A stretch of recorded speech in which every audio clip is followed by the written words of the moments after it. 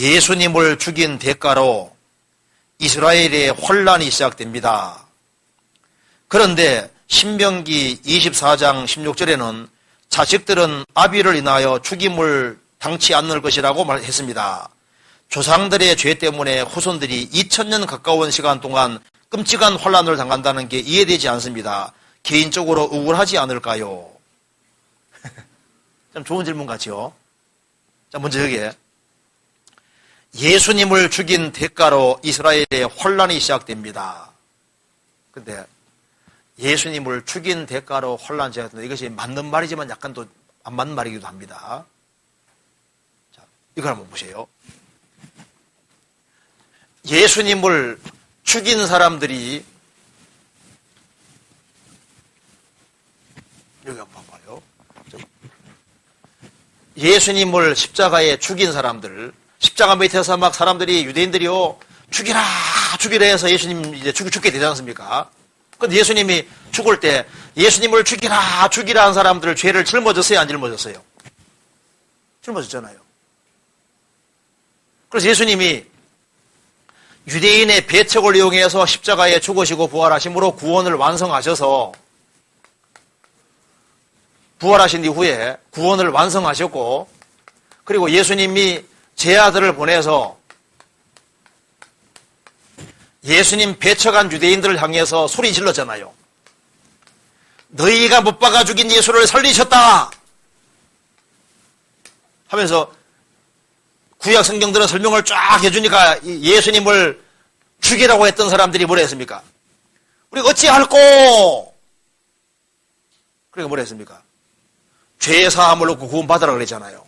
그래서 예수님을 배척한 사람들이 하나님 말씀을 다시 복음을 다시 듣게 되고 거기에서 많은 사람들이 구원을 받아서 초대교회 교회가 되는 겁니다. 그러니까 초대교회의 구성원들이 대부분 어떤 사람들입니까? 예수님을 죽이라 했던 사람들이 회개하고 구원받게 됐잖아요. 그렇죠? 그러니까 예수님을 죽였기 때문에 저주받은 것이 아니고, 예수님을 죽였지만 예수님은 죽으시고 부활해서 구원을 완성하시고 그들에게 믿을 기회를 다시 주셨는데 그 복음을 끝까지 안 받아들여 가지고 그래서 심판을 받게 되는 거잖아요. 그렇죠? 그리고 초대교회 때부터 시작해서 초대교회 때 주된 구성원이 유대인이고, 그렇죠? 그리고 역사 속에서 유대인 숫자가 적기는 하지만 유대인들이 계속 구원받아 갔거든요. 지금도 구원받아 가고 있고. 그러니까 예수님은 온 세상 죄를 짊어지셨고 유대인뿐 아니라 이방인들에게도 구원받을 열어주셨기 때문에 교회에는 유대인, 이방인 누구든 들어올 수 있잖아요. 그렇죠? 그래서 유대인들이 역사 속에서 그리스도를 끝까지 안 받아들이고 등지는 길을 택하는 사람들, 그런 사람들에게 그 저주가 임했을 때 하나님이 또 유대인들을 골라서 하나님이 죽게 하신 겁니까? 아닙니다. 일단 먼저는 버려두신 거예요. 하나님이 얼굴을 가리신 겁니다. 성경 한번 찾아봅시다. 먼저 신명기 한번 보세요. 신명기 30장 31장 봅시다.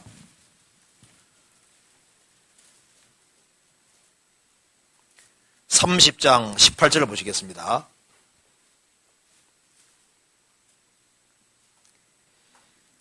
그들이 돌이켜 다른 신을 좇는 모든 악행을 인하여 내가 그때 반드시 내 얼굴을 어떻게 해요?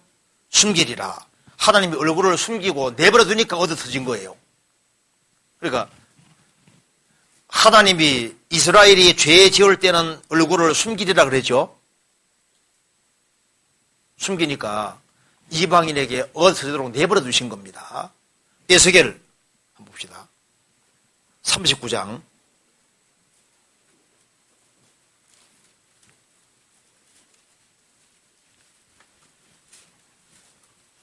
39장 21절.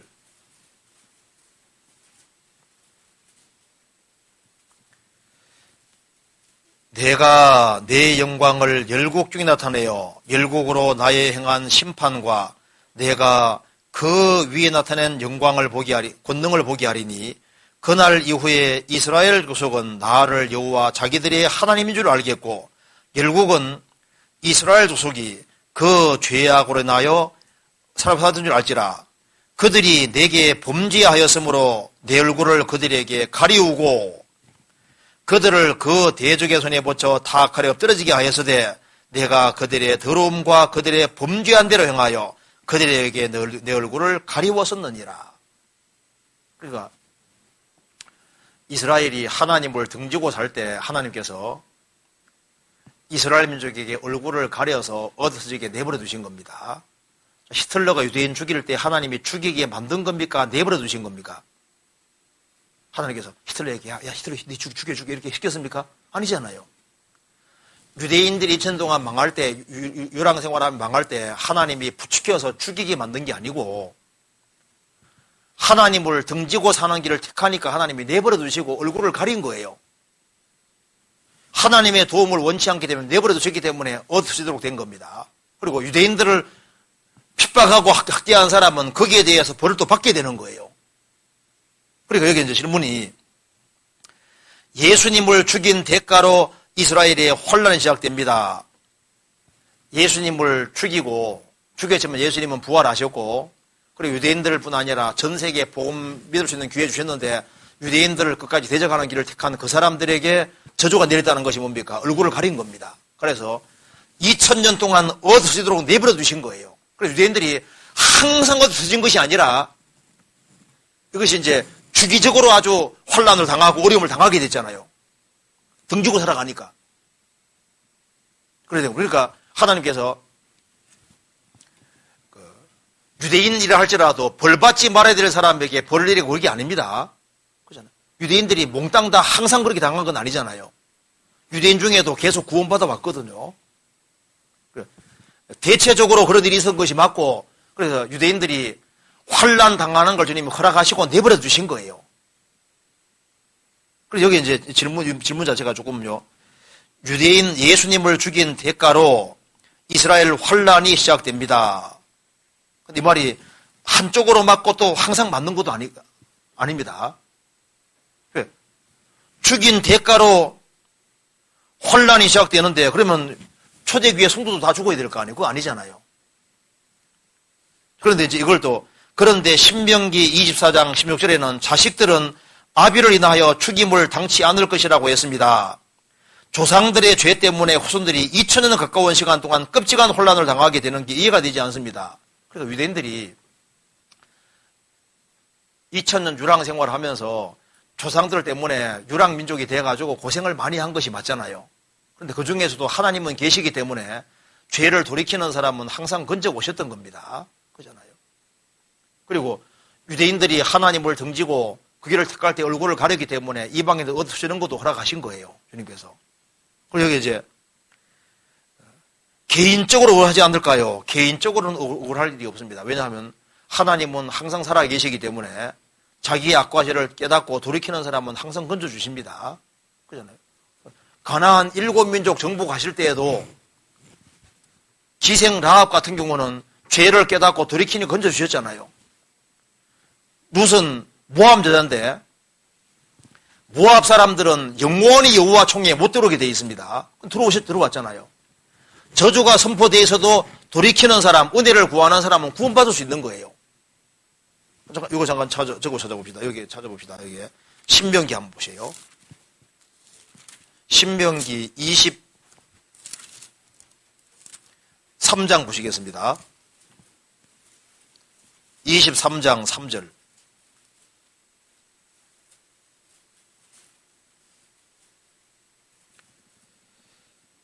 암몬 사람과 모압 사람은 여호와의 총회에 들어오지 못하리니 그들에게 속한 자는 10대뿐 아니라 영원히 여호와의 총회에 들어오지 못하리라.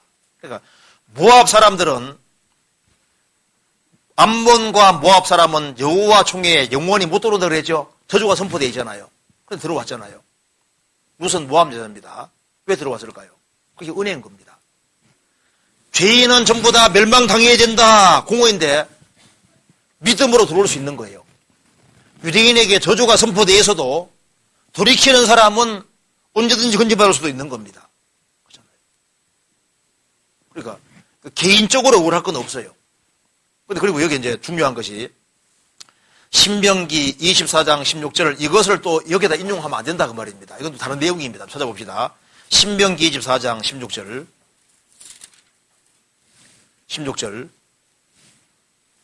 같이 읽겠습니다. 아비는 그 자식들을 인하여 죽임을 당치 않을 것이요 자식들은 그 아비를 인하여 죽임을 당치 않을 것이라. 각 사람은 자기 죄에 죽임을 당할 것이니라. 이게 무슨 말이냐면 사람을 죽일 때 재판관 이런 사람이 죽일 때 그 아비는 그 자식들을 인하여 죽임 당치 않을 것. 자식만 잘못했고 아버지 잘못이 없거든요. 결국 그 경우에는 자식만 죽이라 그 말입니다. 그리고 자식들은 그 아비를 인하여 죽임을 당치 않을 것이라.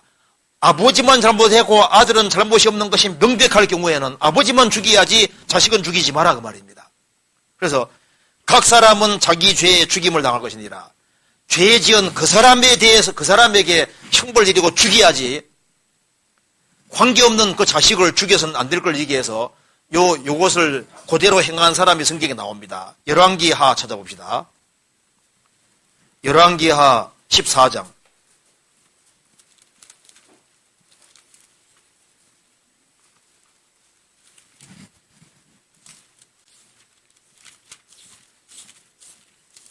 14장 5절입니다. 자, 이 아마샤가 왕이 이렇게 했습니다. 5절. 나라가 그 손에 굳게 섬에 그 부왕을 죽인 신복들을 죽였으나 왕을 죽인 자의 자녀들은 죽이지 아니하였으니 이는 모세율법책에 기록된 대로 함이라. 곧 여호와께서 명하여 이르시기를 자녀로 인하여 아비를 죽이지 말 것이요 아비로 인하여 자녀를 죽이지 말 것이라. 오직 사람은 사람마다 자기 죄로 인하여 죽을 것이라 하셨더라. 그러니까 아버지가 분명히 죄 지었고 자식은 전혀 그 죄에 연루가 안 돼 있어요. 그럴 경우에는 죽일 때 그 형벌받을 그 사람만 정확히 죽이라는 겁니다. 그래서 자식이 죄 지었고 아버지는 거기에 연루가 안 돼 있으면은 그 죄 지은 죽을 그 사람만 죽여야지 보복하는 심정으로 그 다른 사람 옆에까지 죽이지 마라 그 말입니다. 그러니까 이것이 죽일 때 그렇게 죽이라는 거예요. 명확히 죽일 사람이 있으면은 그 죽여야 되는데 자식은 연루가 안 돼 있으면 자식 죽일 필요가 없다는 겁니다. 무슨 말 이해되죠? 그러니까 사람을 죽여야 될 때, 구약시대 때 왕들은 죽이기도 했잖아요. 죽일 때 명확히 잘못한 그 사람만 죽여야지 그 사람과 연결이 안 돼 있는 사람을 죽여서는 안 된다. 왜냐하면 각 사람은 자기 죄 때문에 죽게 해야지 그렇지 않은 사람을 의도적으로 죽이는 건 되느냐. 그건 안 된다고 얘기를 하는 거예요. 이건 이해되죠? 이거 좀 그런 뜻입니다. 그리고 이제 성경이 이렇게 말씀하고 있습니다. 아버지가 시니까 아들이가 시다. 그게 안 맞다는 거예요. 아버지 때문에 당한다 이런 말 하지 말라고 되어 있습니다. 성경 찾아봅시다. 에스겔 18장 보세요. 에스겔 18장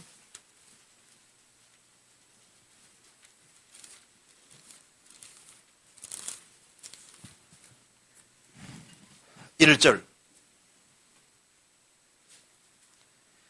여호와의 말씀이 또 내게 임하여 가라사대 너희가 이스라엘 땅에 대한 속담에 이르기를 아비가 신 포도를 먹었으므로 아들이가 시다 함은 어찌미뇨.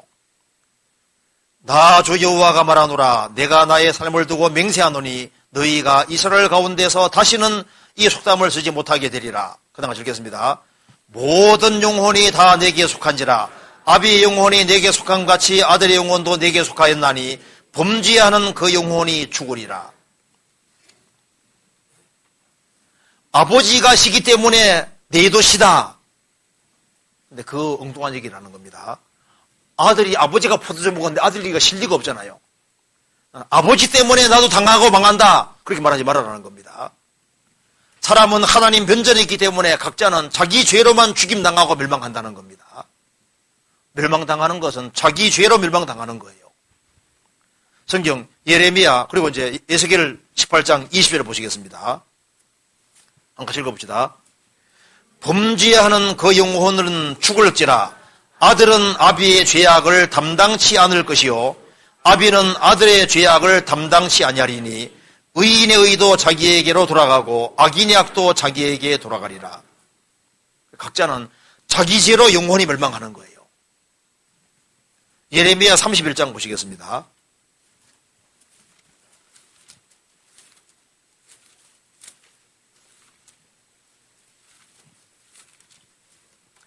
(31장) 29절.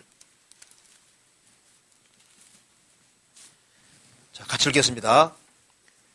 그때 그들이 다시는 이르기를 아비가 신 포도를 먹었으므로 아들이가 시다 하지 아니하겠고 신 포도를 먹는 자마다 그이가 심같이 각기 자기 죄악으로만 죽으리라. 여기에 각자는 자기 죄로만 죽습니다. 그러니까 이 아버지하고 아들하고 천년 관계가 없을 때 하나님께서 그 아버지 때문에 아들 죽는 일을 허락하지 않고 있거든요. 각자는 자기 죄로 죽는 겁니다. 그러면 이제 이런 반론이 생기는 겁니다. 성경에 3, 4대까지 벌 받는다고 되어 있는데요. 그 이유가 있습니다. 찾아봅시다. 출애굽기 20장.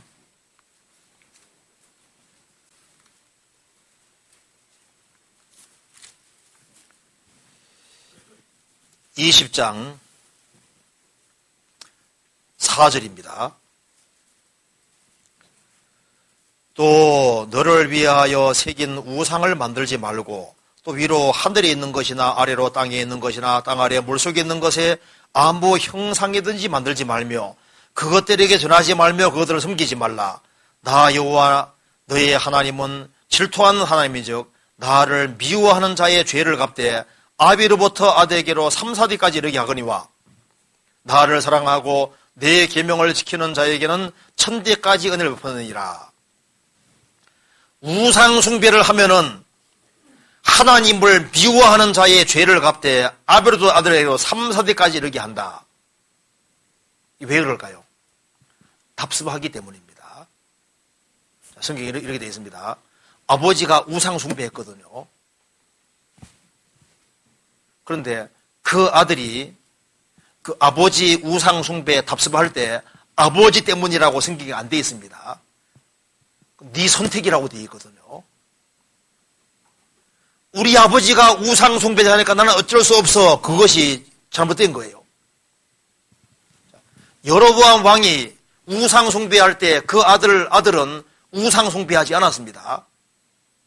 이스라엘 전생에 보면 대신들이 문 앞에서 말합니다. 아버지, 저기 어떻게 신이에요? 여호와가 하나님이지. 대신들 문 앞에서 그 아들이 먼저 죽습니다. 하나님께서 이 아들은 열조의 묘실에 들어간다고 했잖아요. 그러니까 무슨 말이냐면은 아버지가 우상 숭배했다고 해서 자식이 그걸 답습하면은 자식도 당하게 되는 거예요. 그래서 나는 아버지 때문에 어쩔 수 없이 우상 숭배했다. 성경이 아니라고 되어 있거든요. 사람은 하나님 면전에 있기 때문에 아버지가 우상 숭배해 자식은 하면 안 되는 거예요. 그래서 대체로 여기에 나를 미워하는 자라 그랬죠. 하나님을 미워하고 아주 우상 아주 골수가 돼 있는 사람, 그 사람들은요, 그 자식도 그걸 본받아가지고 몇 대 내려가는 경우가 있어요. 왜냐하면 답습안에 그런 것이고, 아버지가 우상 숭배해도 자식은 거기에서 다 구별되면 자식은 그 저주에서 제외가 되는 거예요. 이스라엘 민족이 바벨론 포로 잡혀갈 때 이스라엘 민족도 우상 숭배됐고 자식도 우상에 물들었잖아요. 그래서 엄청나게 고생하게 되는데 그 아버지 때문에 자식도 그걸 답습해서 오염돼서 자식까지 망하는 그런 일이 있는 겁니다. 그러니까 여기 이제 질문이 좀 약간 이렇게 그 질문 자체가 좀 약간 본질이 서로 구절이 좀 달라요. 자, 아버지 때문에 자식이 불이익을 당하는 경우 있지 않습니까? 예를 들어서 아버지가 좀 돈이 너무 없어요. 그래서 자식이 결혼할 때 아주 엄청 고생하거든요. 돈이 너무 없으니까. 아버지가 부자면요, 자식 결혼할 때 고생 덜 하잖아요. 아버지가 너무 못 살아 자식이 고생하는 경우도 있고, 아버지 잘 살아서 자식이 이익 보는 경우도 있고, 또 아버지 잘못을 인해서 자식이 불이익을 보는 일이 얼마든지 있을 수 있습니다. 그렇잖아요. 그런데 성경기에서 이 구절은, 신명기 이 구절은 죽일 때 아버지만 잘못했을 때는 아버지만 죽이야 자식은 죽이지 마라 그 말입니다. 자식이 죄 지었는데 아버지가 그렇게 연루가 안 됐으면 자식만 죽여야 된다 그 말입니다. 그래요. 그 구절은 전혀 독립된 다른 얘기고, 또 사람이 영혼이 멸망하는 것도 자기가 지은 그 죄로 멸망하는 것이지 각자는 자기 죄로 멸망하는 거다 그 말입니다. 그걸 말하는 거고, 이스라엘 민족이 죄 지었을 때 그건 이스라엘 민족은 하나님과 계약이 맺어져 있거든요. 이스라엘 민족이 이렇게 주제면 이를 벌 내린다고 계약이 맺어져 있어요. 그래서 예수님 배척하면 벌 받을 거라고 계약이 맺어져 있는데, 이스라엘 민족은 그리스도를 배척했기 때문에 하나님이 계약대로 저주를 내리신 겁니다. 저주 내려서도 돌이키는 사람은 건져주시면서 이렇게 하셨던 거예요. 그래서 성경에 이미 계약되어 있기를, 이스라엘이 죄 지을 때 처음 죄 지으면 이만큼 벌 내린다. 안 돌이키면 더 큰 벌 내린다. 안 돌이키면 더 큰 벌 내린다. 나중에 안 돌이키면 자식도 죽게 되고 이런 벌을 내릴 것이다. 이스라엘 민족, 예, 좋습니다 하고 계약이 맺어졌거든요. 너희들 메시아까지 배척하면 유랑민족이 될 것이다. 괜찮겠냐? 예, 괜찮습니다. 이방 땅에서 비참하게 될 텐데 괜찮겠냐? 괜찮습니다. 계약 맺었거든요. 그래서 계약된 대로 해준 거고, 너희들이 순종하면 내가 이렇게 해줄게 했는데 순종할 때는 뭐 그렇게 해주셨잖아요. 그건 계약입니다. 계약. 이스라엘 민족은 하나님과 계약을 맺었거든요. 너희들 메시아 배척하면은 요로조로한 벌 받고 이방 땅에서 비참하게 될 거고 숫자가 얼마 안 남게 될 거다. 괜찮겠냐? 예스, 좋습니다. 순종하면 이렇게 될 거다. 예, 그렇게 합시다 했거든요. 그 계약된 대로 된 거예요. 해준 거예요. 이스라엘 민족이 하나님과 계약을 맺었고, 그리스도 배척하면 얼마든지 벌을 받겠습니다고 계약을 맺은 겁니다. 그래서 그 계약 안에서 그렇게 되어졌고, 이스라엘 민족은 엎드려섰던 거예요. 2000년 동안. 그런데 그 구절과 이게 신명기 24장 구절은 이 각기 별개 구절이거든요. 그걸 연결시키면 안 된다 그 말입니다.